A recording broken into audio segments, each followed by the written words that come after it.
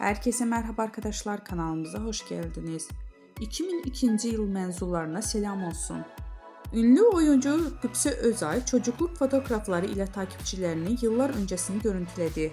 Meslektaşı Barış Arduç ile evli olan 2022 yılında kızı Jan Asyan'ı dünyaya getiren oyuncu Qübsə Özay okul fotoğrafını sosyal medya hesabından takipçileriyle paylaştı. Özay fotoğrafın altına şu not düştü. Hey gibi küçük Qübsə 2002 mezunları grubunu açıb, biz 4 gündür ortaokul ve lise fotoğraflarıyla nostaljiye boğan dostlara selam olsun. Kimisi annesiyle kulislerde tanıştı, kimi ise set aralarında babasını bekledi. Kimi ise tesadüfen sahneyle ilk tanıştı. İşte dün tanınmayan, bugün ise ünlü olan isimler ve şaşırtan değişimleri.